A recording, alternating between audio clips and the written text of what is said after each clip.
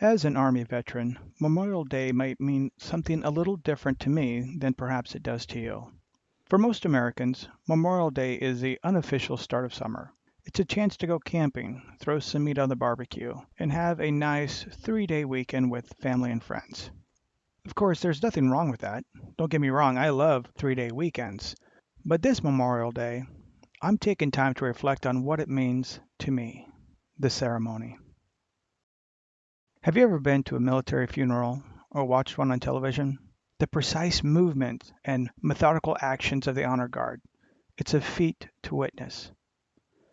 What about a military funeral that wasn't your uncle or grandfather who served 30 to 40 years ago? Perhaps someone that was your age or even younger who died in service to our country. Have you ever been to one of those? Long before they play taps at the orchestrated funeral, for soldiers currently serving, there's a unit ceremony with roll call. Even though it's been nearly 15 years, I've tried to describe this event to my wife and kids a few times. Unfortunately, I can't seem to get through it without sobbing, so I decided to write it out. And this is the audio version of that article. The ceremony starts with a display that includes a pair of boots, an upside-down military-issue rifle, a helmet, a pair of dog tags, and a framed photo of the fallen soldier. If you don't know, imprinted on a service member's dog tags are their name, social security number, and blood type, also known as their ID tags, to be used for identification purposes. Among those present are fellow soldiers of the fallen service members unit, along with friends, families, and service members from other units. As the ceremony commences, those who knew the fallen soldier or soldiers will speak well of them, and the chaplain will say some words.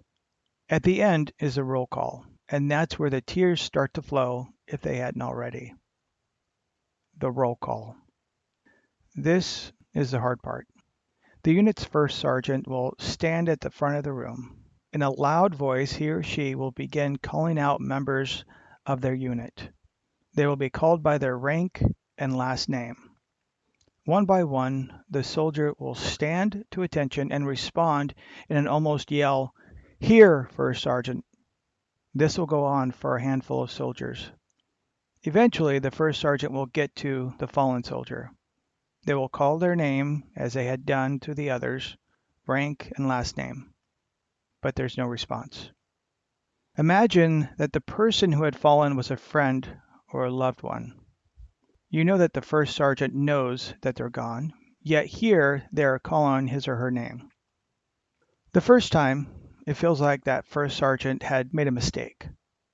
After 2 or 3 seconds, they called for your friend, loved one again. This time, they called them by their rank, first name, and last name. And as expected, there's still no response. This second time, it almost feels personal, as if that first sergeant is just trying to get under your skin.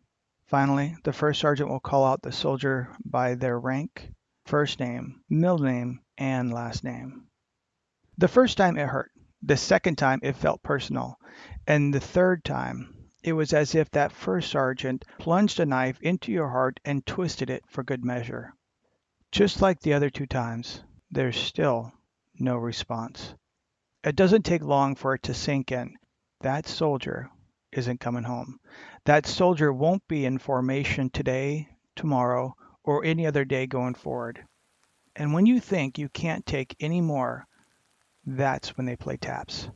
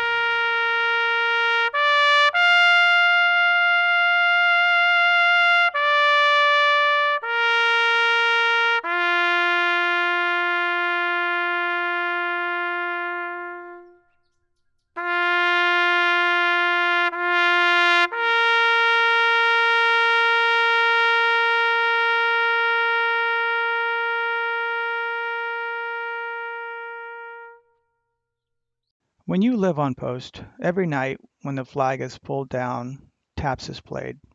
From the first note to the last, everyone and everything on the base stops. People get out of their vehicles, face the direction of the post flag, and salute it. Once the song is finished, life continues as usual. In the same way, when taps is played, everyone stands to attention and salutes the flag at the front of the room near the display. Unfortunately, I was honored and saddened to attend 3 such ceremonies for fellow soldiers who had fallen in service to our country. Not that I didn't want to be there, rather, I respected the sacrifice they'd made for our country. Just like them, I raised my hand, willing to give my life if that's what was expected of me. Whether you've heard the song American Soldier before or not, I ask that you listen to it from my perspective. I spent 7 years on active duty. My wife and I have a daughter and a son. During one 3-year period, we spent 18 months apart. There were times when I had to borrow money to buy food, and at times I did serve on the front lines. Thankfully, I didn't have to shoot anyone or give my life for our country, but I was willing and able to do both. Memorial Day is about remembering those who died in Germany, Poland, Vietnam, and Korea. It's also about those who died in Iraq, Afghanistan, and any other foreign land where our country asked us to go. Freedom is not free. Many lives have been lost to preserve our livelihood from individuals who threaten our Constitution and way of life. Even in times of peace, we still face a threat to our livelihood and constitutional republic from individuals, countries, and organizations both foreign and domestic. We remember the fallen, but must not forget the living.